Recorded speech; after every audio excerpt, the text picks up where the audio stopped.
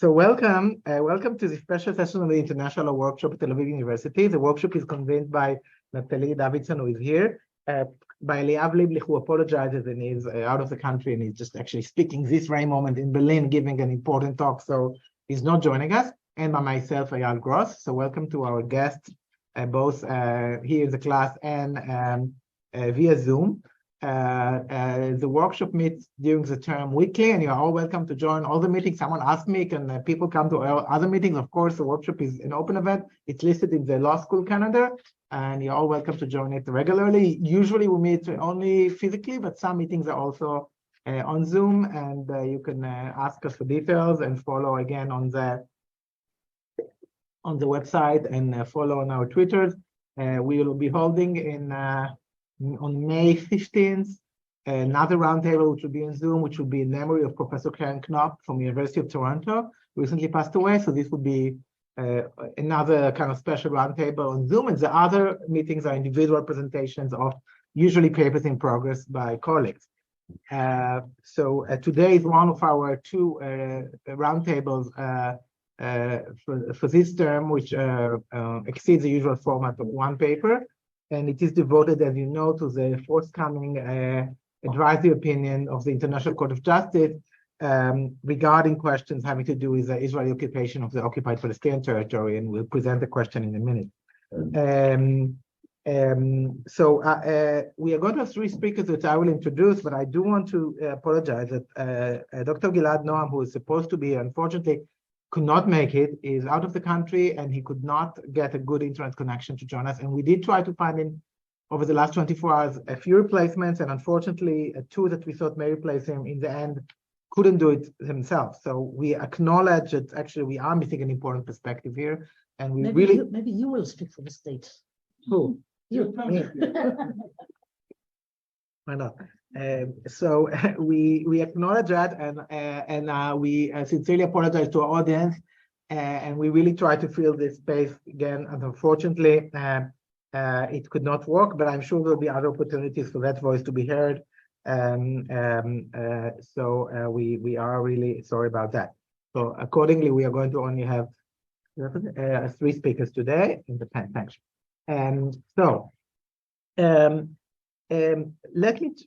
Let me briefly share the screen. Technology, there's so many things going on here. So on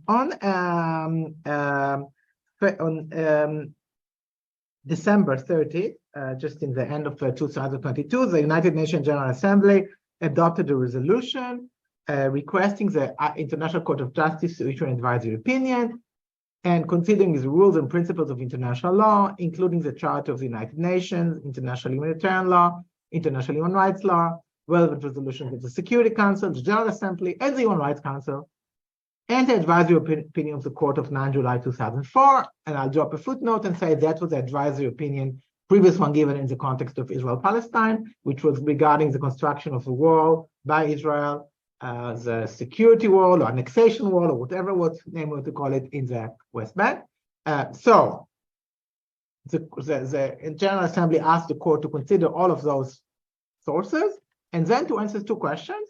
The first, what are the legal consequences arising from the ongoing violation by Israel of the right of the Palestinian people to self-determination, from its prolonged occupation, settlement and annexation of the Palestinian territory occupied since 1967, including measures aimed at altering the demographic composition, character, and status of the Holy City of Jerusalem, and from its adoption of related discriminatory legislation and measures. And the second question, how do the policies and practices of Israel referred to in paragraph 18a above affect the legal status of the occupation? And what are the legal consequences that arise for all states in the United Nations from this status? Now we can see that the questions go beyond specific questions like in the previous case that dealt with the wall, which was one specific measure, and they bring up much more general questions regarding self-determination, prolonged occupation, settlement and annexation, demographic changes, and discrimination. And moreover, the second question is even wider and goes to the question of what is the legal status of the occupation. And we will talk about this question, what does it mean to look at the occupation as a whole, as distinct from individual violation, and this is, again, a distinct different from the question posed in the Wall case, Wall advisory opinion. Now, as also if you have read the International Court of Justice decision regarding the declaration of independence of Kosovo, would know that the way you frame the question is really important. Because in that case, the court was given a very restricted question about the consequence of declaration of independence by Kosovo, and gave a very short about the legality, actually, sorry, of the declaration of independence, and gave a very short answer about the legality. And here, however, we see an in-depth advisory opinion. The ICJ said when the court was asked to answer about the legal consequences, it was specifically asked to explain in detail what are the legal consequences. We are not asked that. Here, the court is asked, I think, a broader question with a lot of details, which will actually may cause it to address the question of the occupation as a whole, its legal status, and maybe the question of the legality of occupation. The first time, and thus so far only time that the court addressed the legality of the occupation, the ICJ, was a 1971 advisory opinion of the continued presence of South Africa and Namibia, where the court expressed the opinion that the continued presence has become an illegal occupation in view of South Africa's refusal to comply with the Security Council resolution requiring its withdrawal from Namibia. Now, that basis for that case was very different context. But there were allegations that Namibia was administered under apartheid in violation of the right of self-determination, and those allegations are presently invoked regarding Israel's occupation. So we may see some similarity to the Namibia case, but in that case, at any rate, the court did not otherwise develop, in that case or in any other case, the concept of illegal occupation or any other answer regarding illegal status of occupation. Other cases to bear in mind are the more recent case regarding Chagos, where the court looked at the question of self-determination and its effect on continued control of territories, even though it's not a case defined as a case of occupation. Now, as we mentioned before, in 2004, the International Court of Justice did determine, in the context of the World Advisory Opinion, that the separation barrier and its associated regime created a fait accompli on the ground that could well become permanent, in which case it would be tantamount to a de facto annexation that would violate the Palestinian right to self-determination. But again, in that case, it was not asked to give an opinion on the legal nature of the regime as such. Now, if we read the decision in full, we see that in the preamble, before the question being brought to the ICJ, makes specific to a few recent reports of the United Nations. One of them is the last report of the Special Rapporteur regarding the occupied Palestinian territory, Michael Link, determining that Israel occupation is illegal. He's actually dealt with this question in a few reports and adopted a position, and Orna will be talking about that, that was first developed, as far as I know, in academic writing regarding the illegality of the occupation. He also talked about an apartheid reality, and he offered a few tests why would the occupation be illegal or maybe developed based on the existing literature. A second is a 2022 report by the UN Independent Commission of Inquiry on the occupied Palestinian territory to the General Assembly, which also expressed concern over the permanence of the occupation and actions which amount to a de facto de jure annexation, which raised the possibility that the occupation became illegal, and actually recommended this request for an advisory opinion. There is a more recent report from the new Special Rapporteur for the occupied Palestinian territory, Francesca Albanese, which criticized, in her words, the absolute illegality of the settler colonialism and apartheid that the prolonged Israeli occupation has imposed on the Palestinians in the occupied territory, and called for an overall assessment and holistic examination of the nature of occupation. So all of those documents are obviously in the background, and we will see how the ICJ addresses them. The ICJ has, in a decision from February 8th, set July 25th, 23 as a time limit within which written statements on the questions may be presented to the court, and October 25, 2023 as a time limit within which states and organizations having presented written statements may submit written comments on the written statements. So we know that there will be a process of written statements in July and then in October. Presumably, there will be also opportunity for oral argument later, and presumably sometimes in late 2023 or 2024, we will get, this is just a guess, of course, as an advisory opinion. So in order to address this important development, which is, of course, now we can put it for relevance for us, we are going to have, as I said, 3 speakers. And I think we'll let them speak in this order. The first will be, I'll just introduce them now briefly, Professor Orna Naftali, who is a full professor and member of the Chaim Strick School of Law, where she served as dean and where she holds the Emil Zolat Chair of Human Rights. And before that, she served also as rector of the College of Management Academic Studies. And then we'll have Professor Nathaniel Berman, who is the Reingarten Professor of International Affairs, Law and Modern Culture and Religious Studies at Brown University. And we will have Professor Omar Dajani from the University of Pacific, where he is the co-director of the McGeorge Global Center for Business and Development and the co-director of the International Certificate of Concentration. So we're going to have those scholars who've all written about relevant stuff and research, and you can find all the information online. So I will not take time for long introductions. And I'm going to give the stage first for Orna. And because we only have 3 speakers instead of 4, I allowed each of them to speak for about 15 minutes. 20. 20, I never said that. I denied. I'm going to speak 20 minutes. I denied. Well, that violation is another thing, but that's great state responsibility. Okay. And Professor Berman, when I said before speak for 15, he asked 15 hours. So, okay. That we have a youth COVID violation already. So, okay, so I just want to make sure that you are seeing the camera properly, so we'll just do it like this. Can you stop?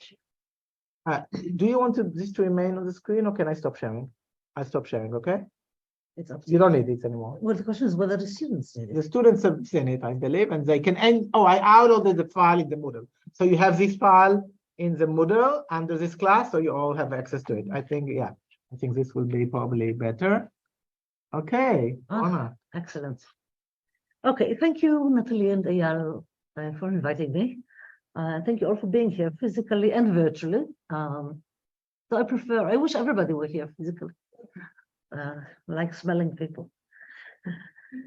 What I would like to do in the coming 20 minutes is to focus on the scholarly contribution to the development of the discourse on illegal occupation, and to do so in reference to the questions the General Assembly resolution requested brought before the court. Now, the starting point of this discussion, the discussion of illegal occupation, cannot qualify as an auspicious beginning.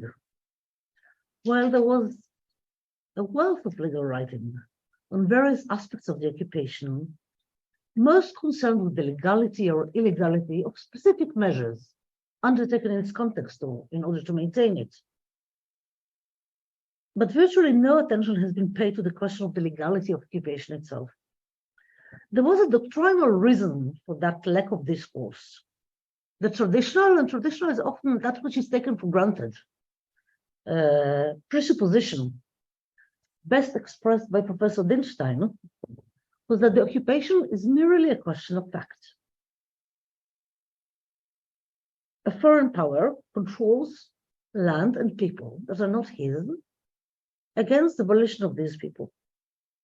Surely this factual situation generates normative results, primarily the application of the law of belligerent occupation.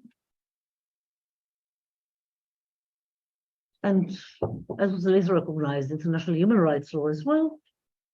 But in and of itself, it is factual, not normative. The notion that it can be legal, it can be legal or illegal, this was the position, and I think Professor Dinstein still maintains it, is a myth. To be sure, there were references to the notion of illegal occupation in literature. They were scant and did not engage deeply with the core issue, nor with the thesis that an occupation is merely a question of fact. For instance, Antonio Cassese, who was a professor at the European University Institute, late Antonio Cassese, and then a judge in the ICTY, in his book on self-determination, wrote that all occupations are inherently illegal in view of the right of self-determination, with the caveat that they may be legal if they resulted from a lawful use of force in self-defense that ended immediately following the elimination of the necessity to maintain it or to use the force. So this is the use ad bellum position, that is the use of force under international law, primarily Article 2.4 of the Charter and Article 51 of the Charter. Now, Eyal Benvenisti maintained that only an occupant who uses its control as an indefinite grant of power and refuses to negotiate its withdrawal in good faith abuses its power and might taint its continuing presence with illegality. So this was the references that was scant. There was no real discussion or facing the thesis that occupation cannot be legal or illegal. And the first attempt, to my knowledge, to do that, to zoom out, that is to challenge the thesis that an occupation is merely a question of fact, and posit an antithesis that is, occupation is also a normative phenomenon, and that therefore its illegality or legality can be assessed, was made in an article co-authored by Eyal Gross, Keren Michaeli, and myself, titled Illegal Occupation, the Framing of the OPT, Occupied Palestinian Territory. It was published in 2005, that means it was written some 20 years ago. Yeah. We didn't put the article 20 years ago, impossible. Now, the article is directly relevant to the second question presented to the ICJ about the legal status, as well as to most elements in the first question. And let me briefly describe. I know that those of you who participate in the workshop were given the article to read, so I'll try to be as brief as possible in summarizing its building blocks, the building blocks of the argument. The starting point locates the occupation within a normative framework that differentiates between legality and illegality. How so? We began with the foundational principle of the international legal order. As expressed in Article 2.1 of the UN Charter, that is the presumption of sovereign equality. It doesn't say it's a presumption, but it is a presumption of sovereign equality between states. Each exercises effective control over its people and its territory. Under current international law, that sovereignty is vested in the people, expressing their right to self-determination. Analytically, the phenomenon of occupation challenges this normative order, and it does so by cutting the link between sovereignty and effective control. Sovereignty remains with the people, effective control is at the hand of the occupying power. Now, this is an exceptional situation, an interruption. And that interruption is not purely factual. It is also normative because it exists only by virtue of the norm. The norm suspension. It is an expression of the suspension of the norm. Once the normal order is suspended, the law of belligerent occupation enters the picture. And this is a regulatory regime signifying both the need to distinguish between order and chaos and to distinguish the rule from the exception. In distinguishing between order and chaos, its function is to govern the situation by entrusting the occupant with the authority to govern the territory according to the rules of the law of belligerent occupation. This we call the intrinsic dimension of occupation, of the law of belligerent occupation. In distinguishing between the rule and the exception, its function is to ascertain that the conditions come as swiftly as possible to return to the normal order of the international society. This is the extrinsic dimension of the regulatory regime. Now, this normative framework resembles very much the normative framework governing an emergency regime within states, a regime with which Israelis should be quite familiar, and Palestinians.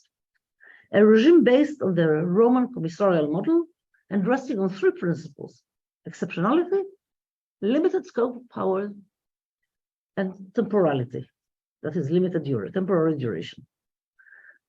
This also expresses the understanding that the rule, the norm, is superior to the exception. The existing legal order defines the terms under which it is suspended with the view of speedy return to normalcy.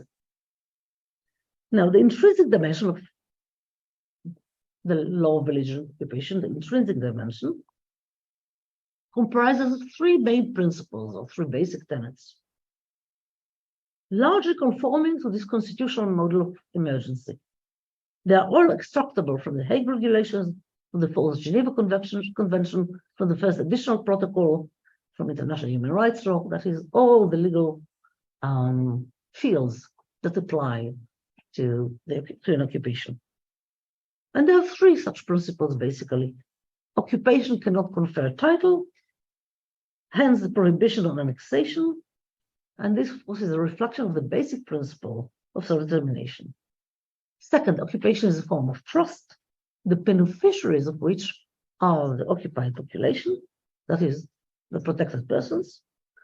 And the working assumption behind all this arrangement is that an occupation is relatively of a short duration, which is precisely why the question before the ICJ emphasizes temporality.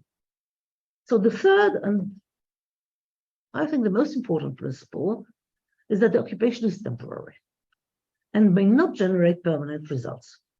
Now, this principle is implicit in the first two principles and derives from the extrinsic dimension, that is, the exceptionality of the regime and the need to resume the normal order of the international society. And yet the law itself does not set time limits. This lacuna has been construed by the late Chief Justice of the Supreme Court, of the Israeli Supreme Court, Shamgar, already in 1980, as allowing an occupation to continue indefinitely. We argued that this is an absurd reading or an absurd interpretation or construction that in effect legitimizes conquest, long discarded into the dustbin of history. What this construction does is to obfuscate the temporary with the indefinite. Though the two are distinct, the indefinite may or may not have an end. The temporary must have an end. Indeed, if we're allowed, if it were allowed to continue indefinitely, all the basic tenets of the law of belligerent occupation would be defied, including the interest in having a distinction between the norm and the exception, and the interest in resuming the normal order of the international society. And the rights of determination, the management of the occupation as a form of trust, its temporary nature, all of these would be defied and frustrated if an occupation were allowed to continue indefinitely. So what do lawyers do when they need to set boundaries to delimit the temporary? We think in terms of reasonable. What is reasonable time? Not in abstract, because unlike ourselves, I don't know, fortunately or unfortunately, but unlike ourselves and other resources and commodities, time is actually not limited. It is construed as limited. And therefore, the duration of the temporary has to be reasonable in relation to concrete action. And what is reasonable time for a concrete action depends on the nature, the purpose, and the circumstances of the action. A common legal test. And when applied, as we did in the article, to the Israeli occupation, the most relevant circumstances to be examined are whether the occupying power has annexed the territories, the occupied territory, or has otherwise indicated its presence to remain there, its intention to remain there, to retain its presence there indefinitely. And it did.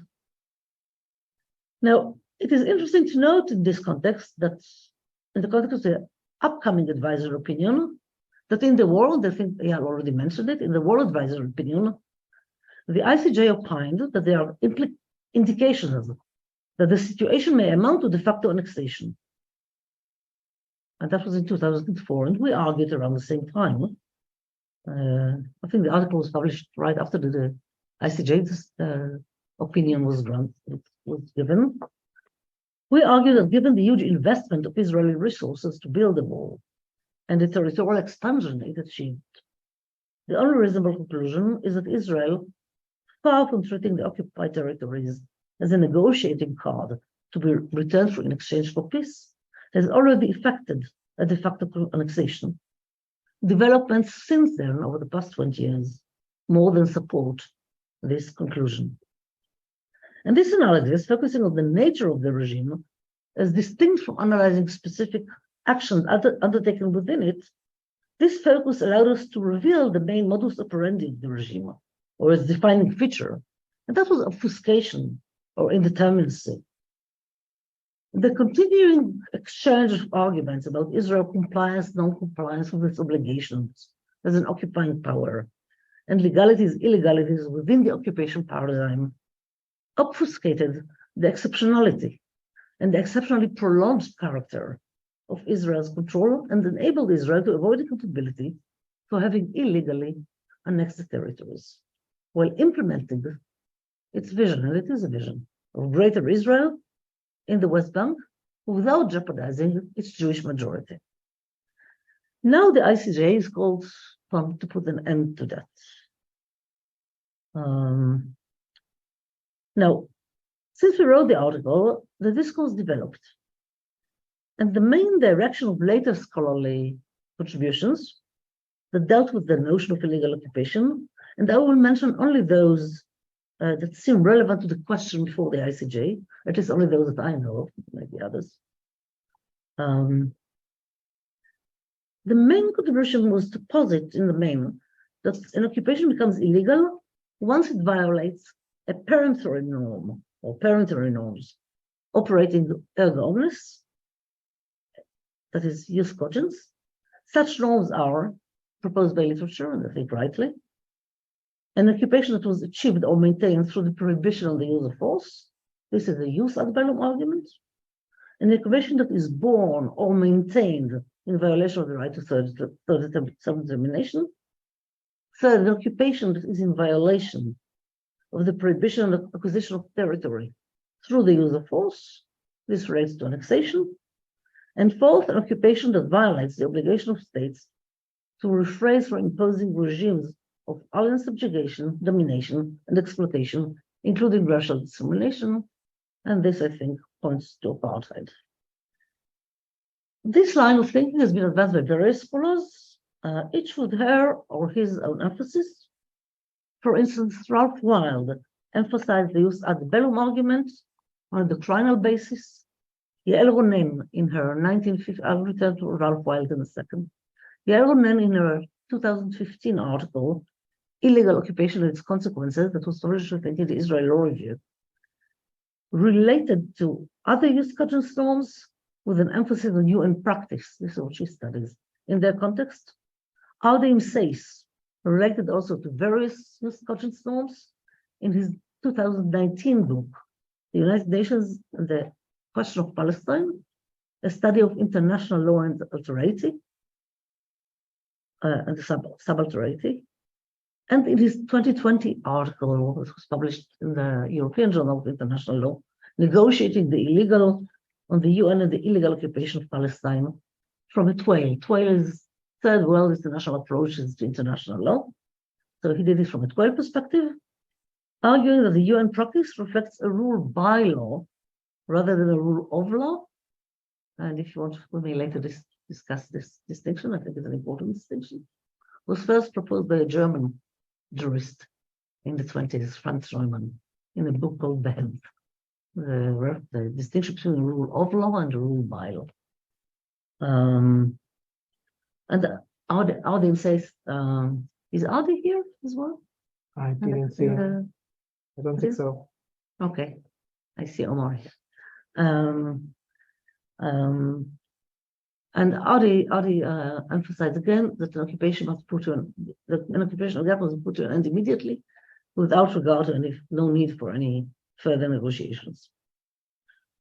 And all in all, I think that these contributions and others relate to and derive from the right of self-determination, though on different grounds, including the law of belligerent occupation grounds. And in fact, the ICJ already found in the War Advisory opinion that Israel is in breach of the right of self-determination. This is at least clear that it will find, that will deal with the issue again. And that will be, the question is, what will be the basis of the determination?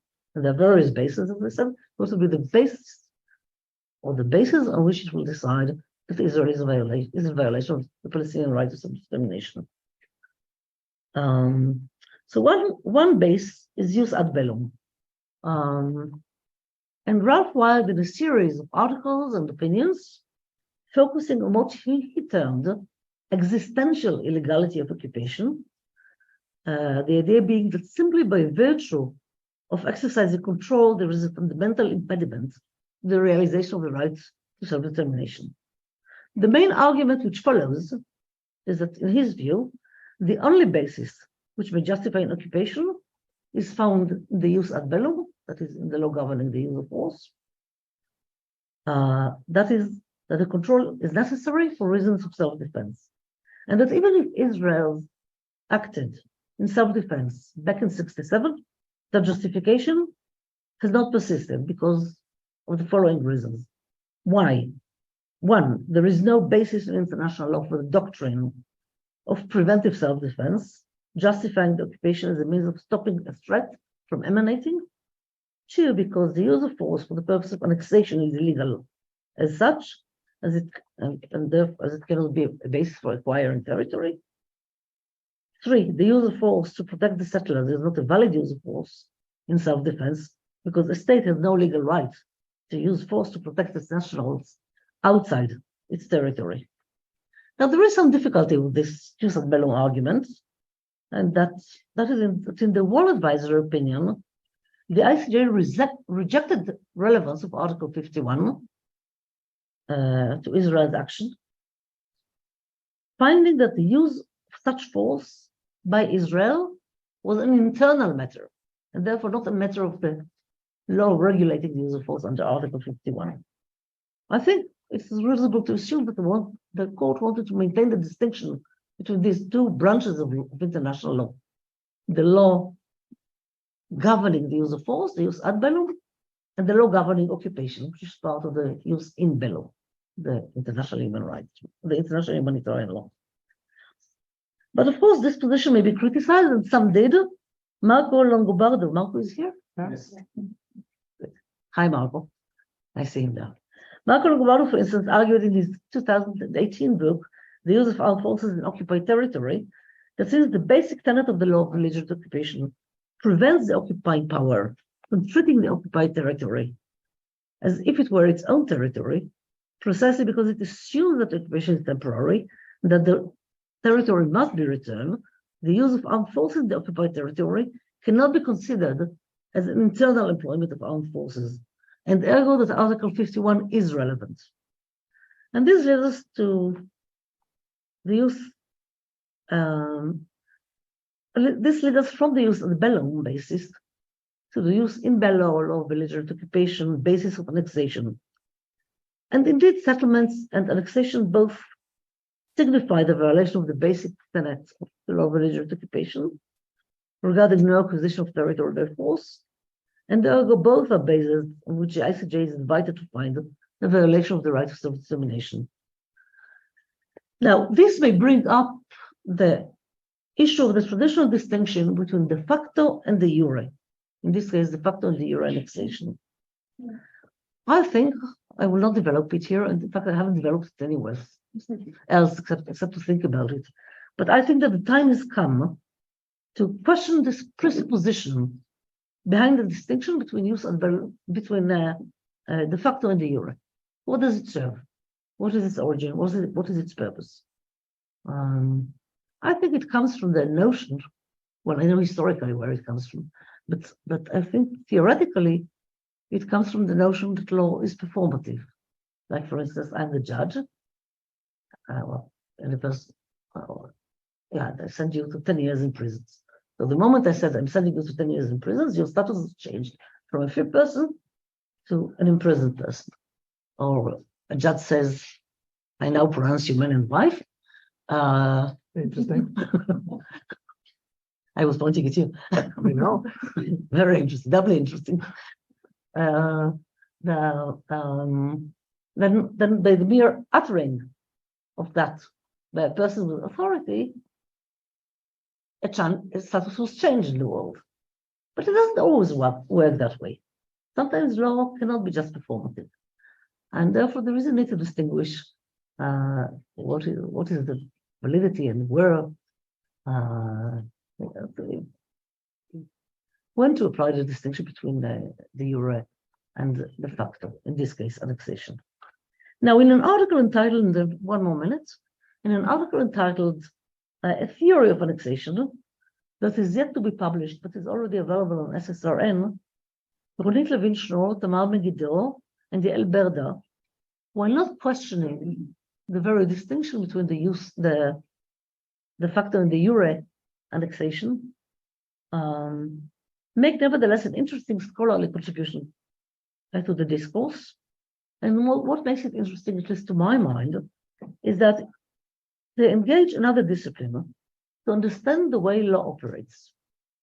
And I always like that. Now, they rely on organizational theory of new institutionalism, positing that organizational changes may serve as evidence of shifts in sovereignty, even if no formal declaration has been made, and they propose various indices for that change, concluding that such changes have taken place with respect to occupied Palestinian territory, evidencing the jure annexation of the West Bank. Finally, the fourth peremptory norm that the resolution refers to, albeit implicitly, is apartheid. Now, this is implicit in the question's explicit reference to Israel's adoption of related discriminatory legislation and measures. Now, while the 2022 report by Special Rapporteur Francesca Albanese, is not referred to in the preambular paragraphs of the General Assembly resolution, they do refer to, I think, to John Duggan's report as Special Rapporteur of 2007, and as Eyal mentioned, to Michael Link's report, last report, and perhaps a few other reports. But they do not refer to Albanese's report. And what she does there is to put together the struggle against colonialism, apartheid, and illegal occupation.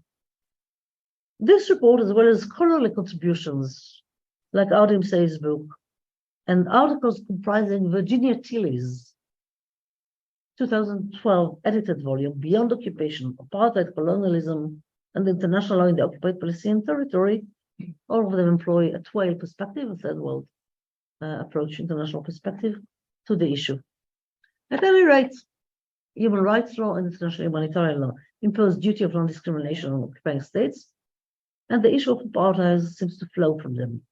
Whether the ICJ would go to the crime of apartheid, and under which definition? Would it be the definition in the Statute of the International Criminal Court, or the definition under the convention, the third convention, Convention for the Eradication or Elimination of Racial Discrimination?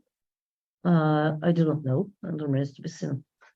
Okay, I will stop here. I am eager to hear the others, and then to have some time for discussion. Thank you. Thank you. And we are actually, Nathaniel, we are actually moving to you, and I think you should be able to unmute yourself. You're on the spotlight. Professor Nathaniel Berman, the floor is yours. Okay, thank you, Eyal, and thank you for convening this event. I think it's really important to get it in the public discussion, and I think the fact that it hasn't been is going to be part of what I'm going to talk about as we go along. Also, I wanted to really thank Orna for that magisterial presentation of the law and of the scholarly discussion. It was amazingly informative and educational, and it also frees me up to not get into those details. So it was really amazing. Thank you. When I really was trying to think about what to say, I really looked into some of the rather sparse public debate about this request for an opinion. And to the extent that there has been, say in Israel or the United States, one of the ways in which the debate has been framed is, should there be an ICJ opinion? Should the occupation as such even be discussed as a legal matter at all? Should the occupation as such be discussed in an international forum at all? And of course, Israeli officials condemn both of those things. Another question that we might want to discuss later is why now?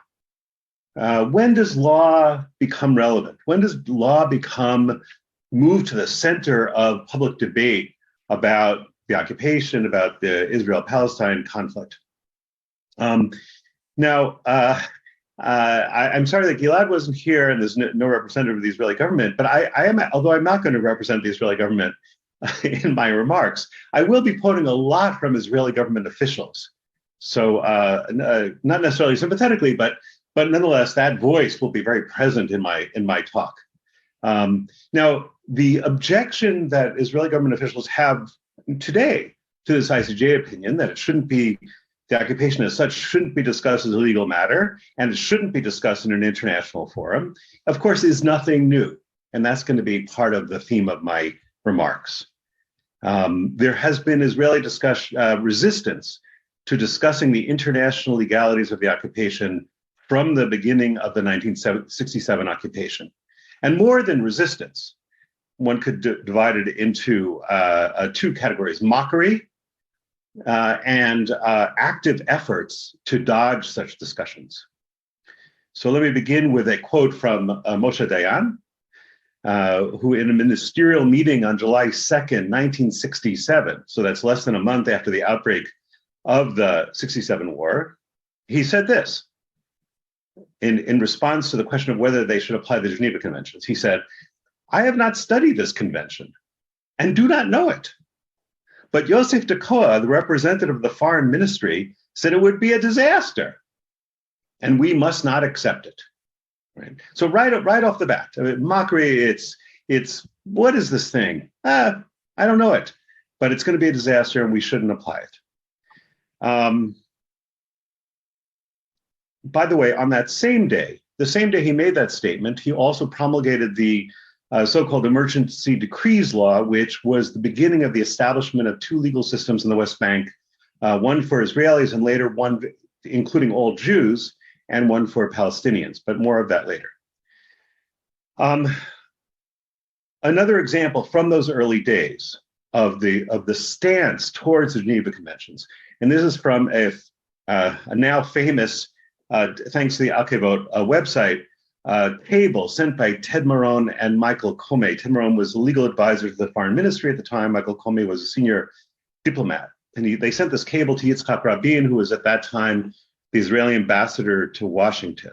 And they said this: "Our consistent line," this is March 1968, "our consistent line has been and continues to be to evade discussions about the administered territories with foreign officials based on the Geneva Convention." And that word "to evade" is very important. The Hebrew is actually a little bit more evocative. It's lehitchamek, which in my understanding means something like wriggle out of, slip out of, dodge, such discussions. An active strategic effort to dodge such discussions. And the cable goes on and says this.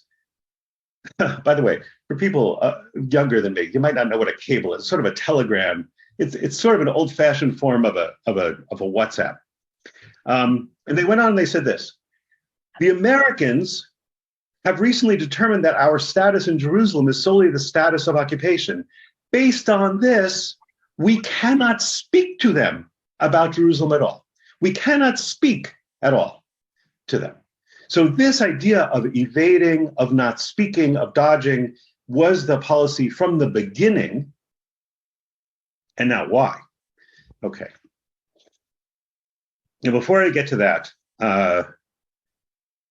I was going to talk about this various strands about the illegality argument, but Orna has already gone through that very systematically. So I'm not going to, well, let me just say briefly, they could be divided into, well, there are lots of ways of dividing them. One way to divide them is to two. The first one related to the systematic violations of particular key provisions of the law of occupation. And the second would be the need to justify the occupation as such through self-defense, a kind of jus ad bellum argument, right? And both of these concerns were present in the internal Israeli discussions as early as July 1967, right? And now there's a third feature about illegality that wasn't explicitly present in the internal Israeli discussions, but was implicitly present. And I like to think of it as kind of a present absentee. In Hebrew, we'd say a nochach nifkad presence in the Israeli discussions, which is self-determination and the rights of the Palestinian people. So let me go first to the question of the violations of particular provisions and their presence in internal Israeli debate from the beginning. So we have memos sent by Ted Meron, the legal advisor to the foreign ministry, to the government in September 1967 and March 1968, explaining the various policies that Israel had already embarked on in the West Bank that were clear violations of the Geneva Convention, the Fourth Geneva Convention. Settlements, and he cited the provisions. This is in, again, September 67, March 68. Settlements, Article 49, Paragraph 6 of the Fourth Geneva Convention. House demolitions, Articles 53 and 33 of the Fourth Geneva Convention. Expulsions of population, Article 49, Paragraph 1 of the Geneva Conventions. Expropriations of private property, Article 46 of the Hague Regulations of 1907. Settlements on state land, violation of Article 55 of the Hague Regulations of 1907. All this was present in his memos, 3 memos sent between September 67 and March 68. Now, these are not just violations. It's not just a question of, committing some illegality. These are systematic policies, as we've seen from the last 56 years. Settlements, expulsions, house demolitions, change in the status of Jerusalem, land expropriation, use of state land for settlements. These are the cornerstones of the occupation, all present right from the get-go in the memos of Ted Meron. Right. And although the current scholarly debate, as Orna has brilliantly demonstrated, has made this thing very, very complicated and elegant theoretically, it's all there in those early memos. These violations, as Meron clearly recognized at the time, were incompatible with the basics of the law of occupation. Right. Okay. Now, but also, and here we come to the second strand, the illegality of the occupation as such, from what might be traditionally called a jus ad bellum perspective, although Ayal and others have, and Orna and Karen and Ralph and Omar and Victor Cotton and many others have developed in new categories for this, right? But it's all there in the beginning. The notion that Israeli policy was incompatible with the notion of the temporary status of the occupation is in the Meron table of March 68. And there's a quote: "When we have to leave all options regarding borders open, we must not acknowledge that our status in the administered territories is simply that of an occupying power." Right there from the get-go. We know that what we're about to do is incompatible with the law of occupation. And with respect to Jerusalem, specifically, they said, there is no way to reconcile our actions in Jerusalem with restrictions emanating from the Geneva Conventions and the Hague Regulations. Now, by April 1968, all of this was formalized in the most famous article affecting Israeli policy, which is the famous article by Yehuda Blum, "The Missing Reversioner, Reflections on the Status of Judea and Samaria," published in April of 1968. Now, Blum's argument, for those who know it, is fundamentally akin to a terra nullius argument that was used by classic European colonialists to justify colonialism. That there was no internationally recognized sovereign in the West Bank since the Ottomans, and therefore others, especially Israel, can claim the territory. And footnote, this kind of argument was explicitly rejected, not in the context of Israel-Palestine, but in different context by the International Court of Justice in the Western Sahara. It's explicitly rejected, and I'll get to that in a second. Now, Blum, or Blum, maybe as it's pronounced, could be viewed as formalizing the evasion strategy, the Hitkamkut strategy. But it's something more. It's something much more. It's an implicit acknowledgement, again, that Israel was embarking on a regime that was simply incompatible with the Geneva Conventions and needed some kind of extraordinary framework for its legal justification. Now let's focus on the title of Blum's famous article, "The Missing Reversioner." What's missing? Well, Blum said sovereignty is missing, right? But actually, we could say, what's missing? What's missing from his article and also from the Meron memos is the notion that only a sovereign can be a reversioner. In other words, what is missing is self-determination. The missing reversioner is, of course, the Palestinian people, and their right to self-determination obviates the terra nullius argument, as the Western Sahara case in a very different context demonstrated. Blum's article doesn't so much as mention the word self-determination or the word Palestinian. Now, his article was written in 1968. Maybe you could say, well, it was too early. Who knew about self-determination in 1968? Probably most of the people on this call weren't even born then. Well, no, actually, in the 2019 International Court of Justice case about the Chagos Archipelago, the court firmly stated that self-determination was already a firmly established norm of international law by 1965. If people want to look it up, that's paragraph 161 of the Chagos Archipelago case. Don't say that I never gave you a footnote. Now, once again, Blum ends up proving the opposite of his intended argument. The central tenet of the Blum position, that there has been no internationally recognized sovereign in the West Bank since the Ottomans, and that argument continues to be repeated by Israeli officials and people defending the occupation and settlements today. Now, that fact is precisely that which makes the territory the paradigmatic case for the application of self-determination. That's precisely what self-determination is about. It comes up in an absence of sovereignty, what I, in a very early article published 1,000 years ago, called Sovereignty in Abeyance, quoting the McNair concurrence in the 1950 Southwest Africa case. And as the Western Sahara case, the 1975 Western Sahara case makes crystal clear, it is precisely the absence of sovereignty that makes self-determination applicable. Precisely. So that's why I say that self-determination, the Palestinian people, although they were absent from these internal or these Israeli statements in the early years, they were also sort of present in some weird way, a present absentee, or in Hebrew, a nochach nifkad. Now, of course, as Orna laid out very elegantly, from a jus ad bellum perspective, occupation might be justified to prevent self-determination if there was a self-defense justification, just as it can be justified vis-a-vis sovereign claims. Okay. But this would have to be current self-defense, not just in the past. So whatever the arguments about the initial Israeli entry into the West Bank in 1967, and obviously that can be argued about, that's not, strictly speaking, relevant to an occupation that has lasted now far more than a half century, right? But moreover, perhaps even more importantly, the actions in the conduct of the occupation can't be aimed at the prevention of self-determination, just as the actions of an occupying power of a sovereign territory can't be aimed at annexation, right? Because that would be violating the whole idea of self-defense, right?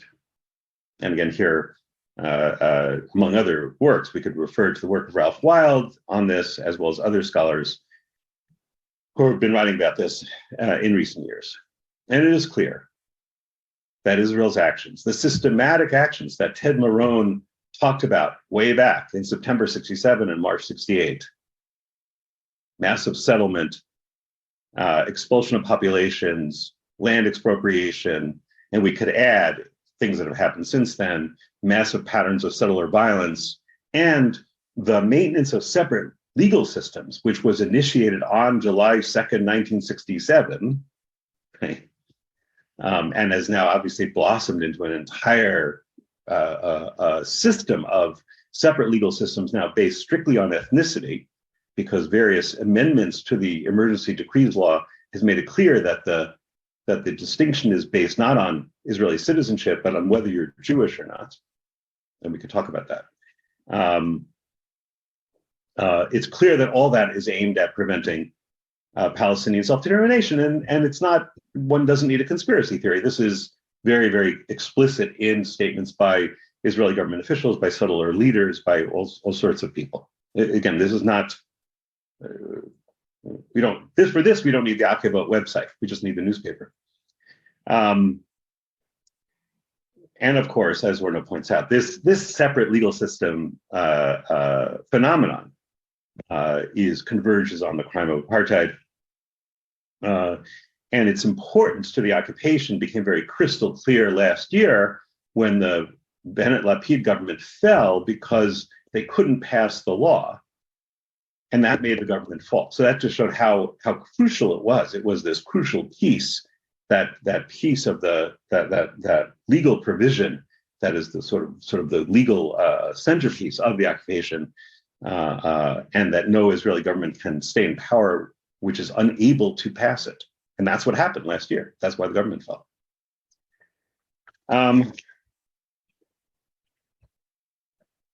2 points, then I'll stop. When we talk about all this, something that has come up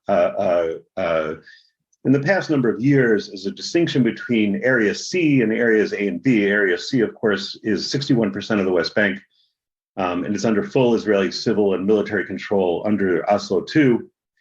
And then Areas A and B are under varying measures of control by the Palestinian Authority, although the official Israeli position is that the Palestinian Authority only exercises such power as is delegated to it by Israel. That is actually the official Israeli position, stated in, among other places, in a legal memo written by Mandelblit in response to the ICC case. So what about a distinction in Area C and Areas A and B? Could we say that, okay, Palestinians could have their self-determination Areas A and B in some sense, but Area C is going to be annexed de facto or de jure or something? Of course, in response to that, we have directly the Chagos Archipelago decision of 2019 by the ICJ, which apply to this area in the Indian Ocean, but which would clearly make such partition of the occupied Palestinian territories illegal. So that the Chagos Archipelago case would clearly rule that out. Now let me conclude. I asked at the beginning, one of the questions we might ask about this case and about the debate, and one of the questions that is being asked and is being debated is, why now? Why is this decision, why is this request being made now? And there are all kinds of reasons for it. All kinds of political reasons and both related to developments in the region and developments internationally and all sorts of things. There are all sorts of reasons. And I don't want to talk about those. What I wanted to say is this: the question isn't really why now. The question is why not 55 years ago? Because all the elements were in place. And the elements were in place, as I've demonstrated, and as people who are friends of the OptiVote website know, they were all in place in 67 and 68. All the elements in place with a very high level of self-awareness, an extremely high level of self-awareness by Israeli legal advisors, policymakers, diplomats, etc. Very, very high level of self-awareness that the policies they are embarking on already were in direct contravention, not only of particular provisions of the Geneva Conventions, but of the law of occupation as such, and that it was incompatible with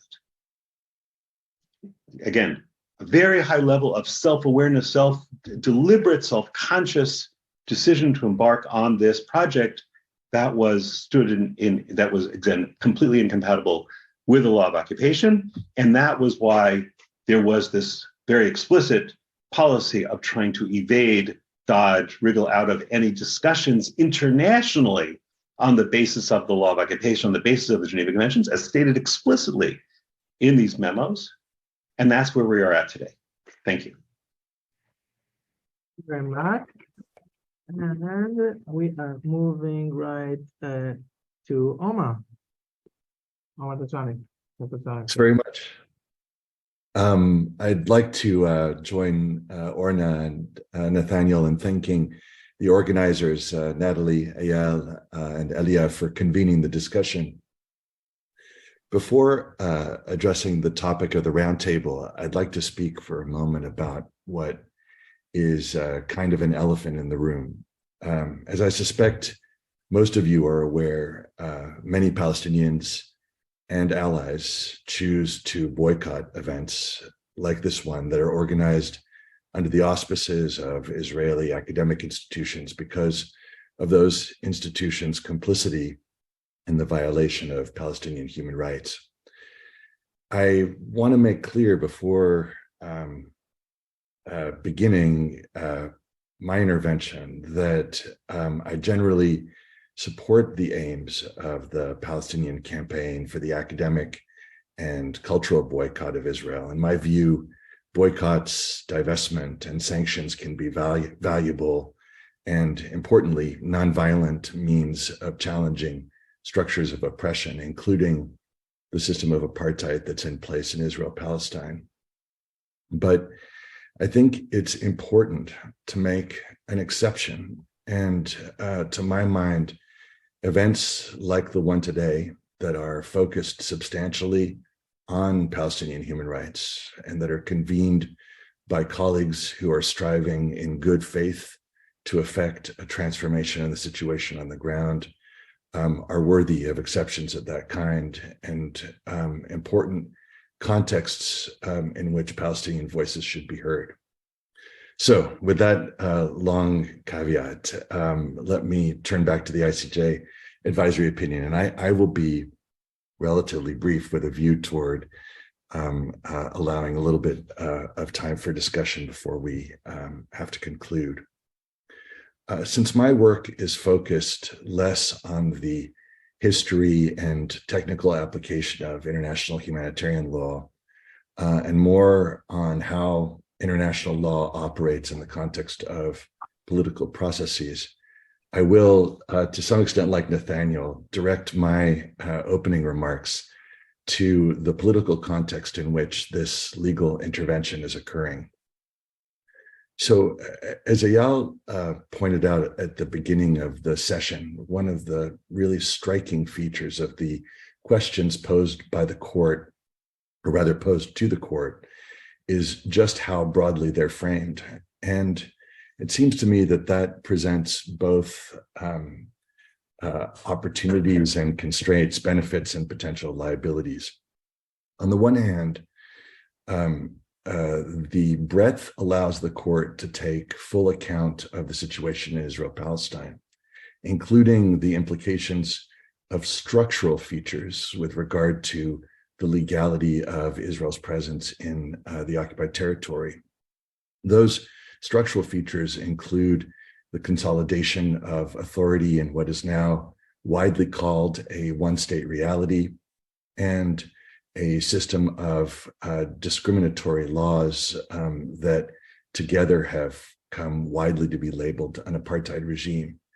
It seems to me that the International Court of Justice can't opine in an informed way about the legality of the occupation without considering both of those features, because both of those features to in such a significant way speak to the intent behind maintaining the current regime as it has been, as well as helping to explain some of the reasons for the many violations of the normative commands that IHL places on Israel as occupant in the region. So I think that the breadth is important, perhaps essential, but it is not without liabilities.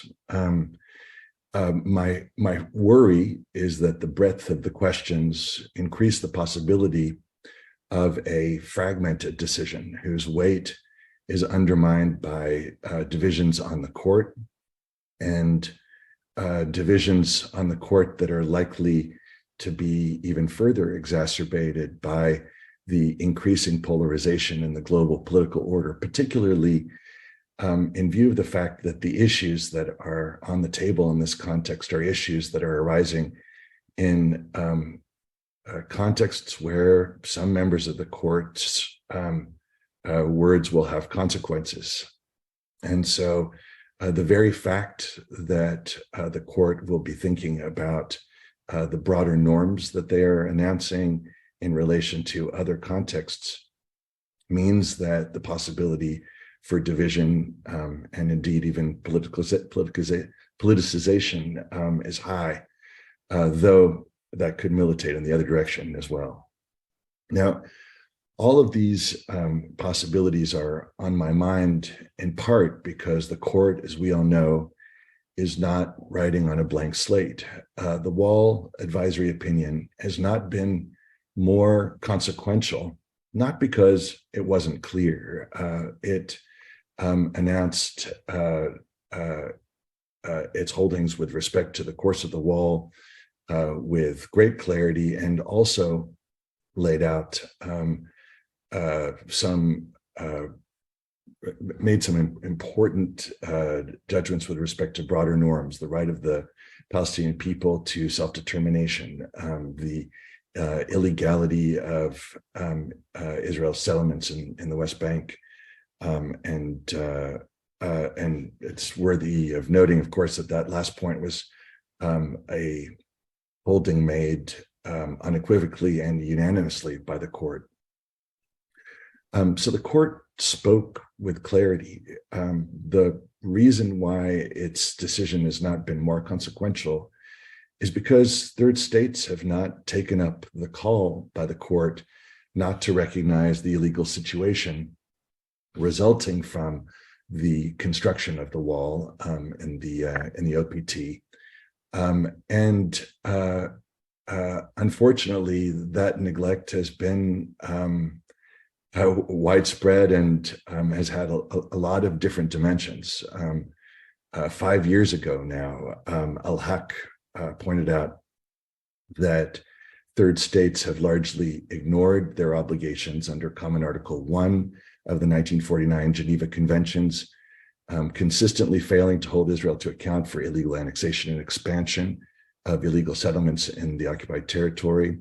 Organizations with tax-exempt charitable status, it adds, in various third states continue to fund settlement infrastructure and even promote violence against Palestinians. Meanwhile, third state officials participate in visits to annexed and occupied territory, both in East Jerusalem and in the rest of the OPT. And, Al-Haq's observations continue, but they are not idiosyncratic. Many organizations have pointed to the worsening situation on the ground. And ironically, despite the growing discourse about the scale of the violations of norms that the court highlighted in its opinion, what we saw was increasing neglect by international political actors of Palestinian rights over the last decade. Now, that response by third states limited the pull toward compliance of the ICJ's Wall advisory opinion in two ways. First, it kept the ongoing costs of violating the court's conclusions to a minimum, creating very little need for Israel to effect significant policy shifts on an ongoing basis, and making the occupation a virtual non-issue in Israeli elections, something that we saw over the many Israeli elections that unfolded over the last decade. And then secondly, it also reduced the bargaining endowment offered by the court's normative pronouncements. And let me elaborate for a second on what I mean by that. There is, drawing from negotiation theory, a recognition that when parties undertake to negotiate, they negotiate in the shadow of the law, with a sense of the extent to which their legal positions, in the event that the negotiation fails, will yield costs or benefits if they are obliged later to go to court to litigate precisely those concerns. Now, in a context like the one that we're dealing with, things are a little turned on their head insofar as an advisory opinion by the International Court of Justice has the effect not not so much of ordering the parties to comply with a certain set of norms in a manner that we would see in a domestic setting, with the expectation that the parties then would come to their heels immediately. So much as creating a normative framework that the parties can then invoke subsequently in efforts to negotiate, whether what they're negotiating is a two-state solution in some form, a confederation, or the terms of living together in a one-state format, whatever contours that has. But the thing is that the ability of each of these parties to invoke the norms announced by the court again will turn to a very substantial extent on how much third states buy into the norms announced by the court and to the broader process of turning to courts to resolve questions of this kind. And that brings me to three questions, which I'll end on, and which I hope we'll have more occasion to discuss more fully in the time that we have left. The first is really a political question, which is whether there are features of the current situation that are likely to prompt states to act differently this time around. Of course, the political constellation governing Israel right now is one possible such feature, and the actions of Israelis and protests around the country in coming months may cause third states to rethink the approach that they've taken over the last decade, though that also will depend, of course, on to what extent Palestine and Palestinians figure in that discourse.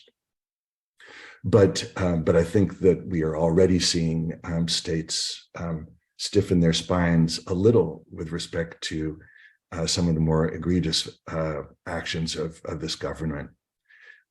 Secondly, whether there are particular kinds of legal arguments that the court takes that are likely to be more palatable to third states.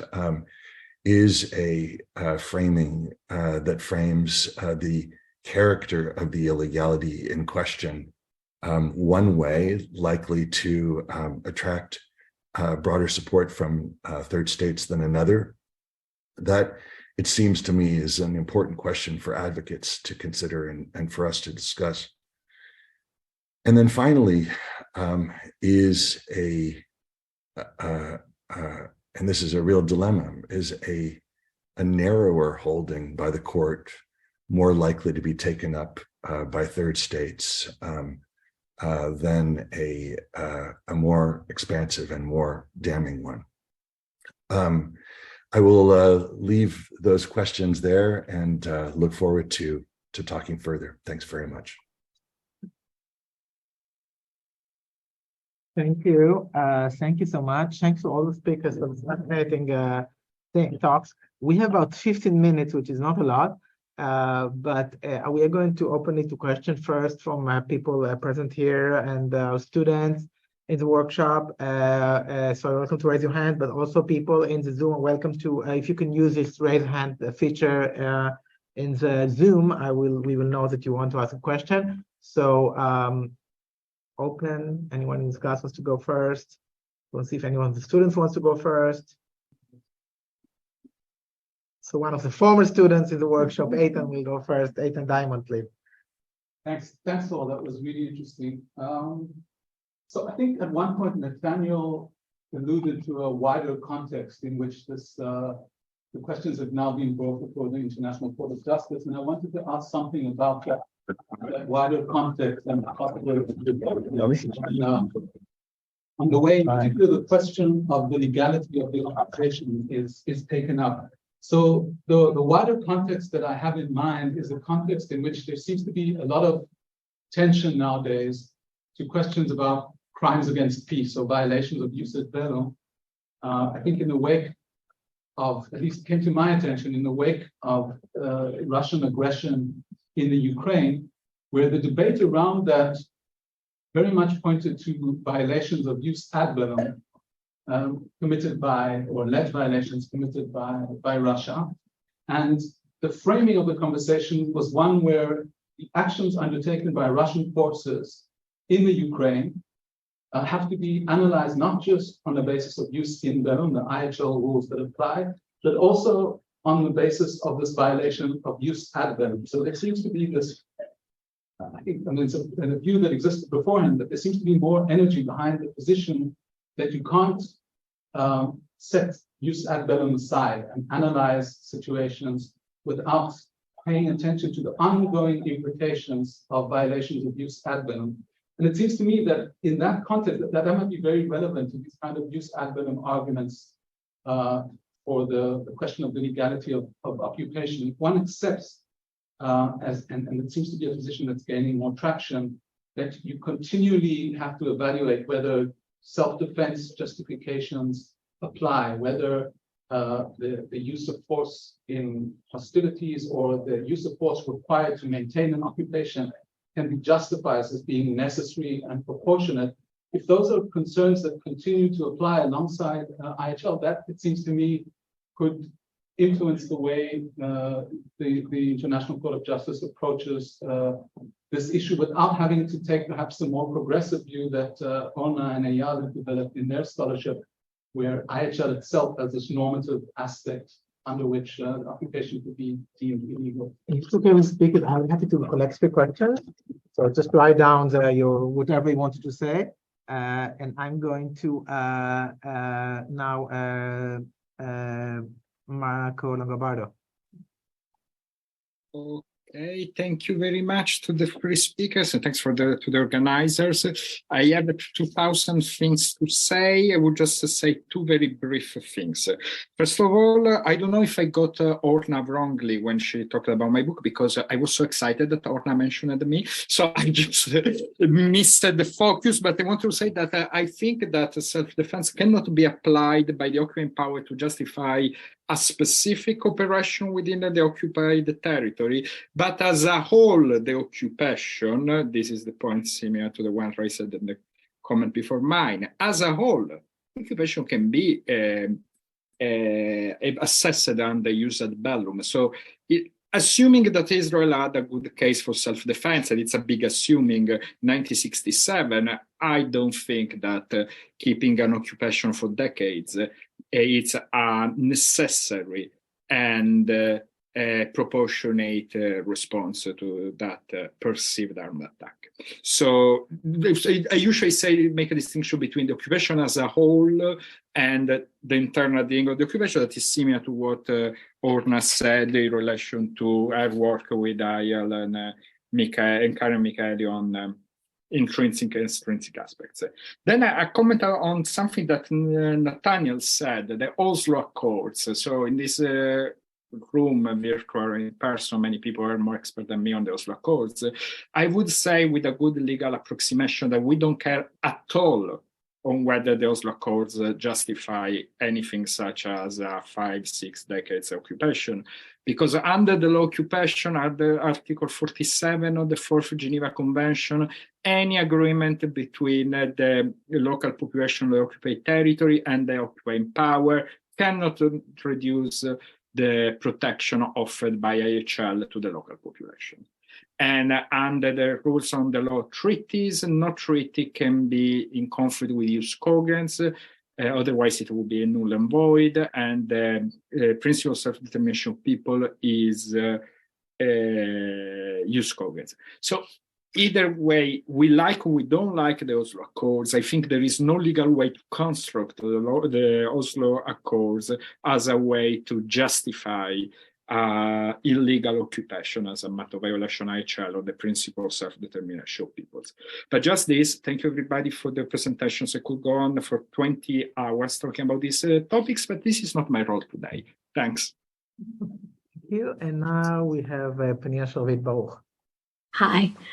I just wanted to ask a question about the political implications of a potential ICJ advisory opinion. I was thinking also about the West Sahara case, where the court went one way, but now we see in practice that more and more states are actually recognizing Morocco's initiative to have an autonomy and not to have to give independence to Western Sahara. So. And I think also if we look at the 2004 case, I think the reason that it wasn't implemented, or most of what was said there, even to third parties, was not implemented, was because there were initiatives. There was the disengagement in 2005. There were other reasons, the war on terror, that was also relevant for some of the statements in this opinion. So. I'm just wondering, okay, if the ICJ gives an advisory opinion, which is very critical of Israel, says that the occupation is illegal, and everybody should acknowledge that Israel must immediately leave the occupied territories. What is the next step? Is this something that will help reach a kind of settlement, of peace between the parties? Will this make any actual difference? Or maybe this could be something that will pull things backwards, make it more difficult to reach an agreement and a compromise. So I was just wondering what the thoughts of the speakers on this. Thank you. So thanks for the question. Are there any more questions from the people here, the students, the audience? I just like to say two things before giving the panelists to respond. Just to remind that Pnina mentions the Western Sahara case, which was mentioned a few times. On the other hand, there was a Chagos case, following which the UK has decided to start negotiation concerning the end of its control in Chagos. And then on the other hand, Western Sahara, which was in 1975 and nothing changed. We had Namibia, which was mentioned, which there was a change, but quite a few years later. So we have varying experience, and it's interesting to ask what to compare. And another thing I would like to mention, that in this now, currently, we are in a unique situation where there is also the investigation in the ICC, and we don't know whether that will lead to indictments or not. So actually, maybe the two main international courts in The Hague are looking at the situation at the same time, which is also quite interesting and a new situation for us. So I just wanted to put those points on the table. And maybe, Orna, you want to go first? We'll go in the same order. When you mentioned just a few things. First, when you mentioned now that it's both the ICC and the ICJ, and in relation to Pnina's comment, I think two things. First of all, it is possible for whatever the ICJ determines to have some impact on what happens in the ICC. It's a possibility. Secondly, of course, the ICJ advisory opinions have no binding force. I think the record of compliance with them is not that great. And if anything happens, it happens because of political and economic pressures. And without that global political constellation, nothing will happen in that sense. I will get back to it as my final comment about what we think about the role of law and rule of law in this whole process. Now, I wanted to say something about the story, the nomos of the regime. Nomos in the sense Robert Cover refers to it, the normative universe story that is being told, that Nathaniel referred to and talked about. The story has always been there, even before 1967, of course. There's a story that I like. It talks about two Jews who came to Palestine at the end of the late 19th century. And they were came to visit from East Europe. And one of them tells to the other, "Oh, the bride is so beautiful." And the other tells him, "Yes, but unfortunately she's married to another man." And what, meaning the land, of course. And I think the nomos in Israel now is completely different. Ignores that that's married to another man. It's the absentee presence. And it is best signified at the moment and this will be my last point now, it is best signified in the coalition agreements, where it's just stated very clearly that the Jewish people holds exclusive and indisputable right over all the land of Israel, and ergo will expand the settlements and so on and so forth. It's very clear in the coalition agreements. So that is the vision that is being implemented. I just want, before I go to the last speaker, just to say one more thing about the wall advisory opinion. Yes, it did not bring to this dismantling of the wall, but I would not underappreciate its effect on the Israel Supreme Court judgment, which did order rerouting of the wall in some cases, and actually there was a rerouting on the wall. The problem was not solved, but it's not that it did not have any effect. So let's not go to, I really need just to go to the speakers to respond if possible, and then we'll see if we have more time again, because we do have 3 minutes. So Nathaniel, if you can briefly respond. Yes. Okay, briefly, I just wanted to maybe just briefly address the 2 points that Penina made, important points. On Western Sahara, it is true that the Western Sahara is one of the great disgraces of international law. I mean, back in 1975, Tom Frank wrote an article called The Stealing of the Sahara. Already he saw the betrayal by the international community of the rights of the Sahrawi people. I don't think there's a trend towards recognizing it, except for Trump. But I mean, I hope that actions of Trump don't really count as legal actions. He's an outlaw both in the United States and in the world. The European Union has very strong sanctions on Morocco, excludes Western Sahara from all dealings with Morocco. So I don't think that is a trend. In fact, as to the question of whether a decision will make it more harder or easier politically to make a solution, well, the occupation has been going on for 56 years. It's hard to imagine, and the current Israeli government has a sight set on annexation. It's quite clear. It's not a secret. It's stated explicitly, and it's hard to know what would make things harder. It's clear that this is a legal strategy to increase the bargaining power of Palestinians, and that's what it is. It's as Omar said, a negotiation in the shadow of the law, and that's the kind of reason that people bring these kinds of cases, even though they won't be automatically complied with. So I'll stop there. And Omar, yes.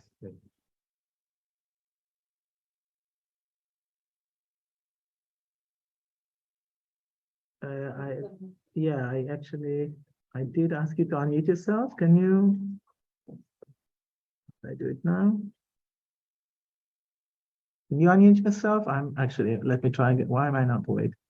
From here, I somehow do it. Where is it? Wait a minute. Sorry. I don't know how to do it otherwise. Ask to unmute. Can you unmute now? Yeah. All right, great. I'll just say, I think Nathaniel and Orna have both said what I would like to have said. And so I'll just add that there is a good history that's worth tapping with respect to ICJ decisions. When the United States and Canada had descended to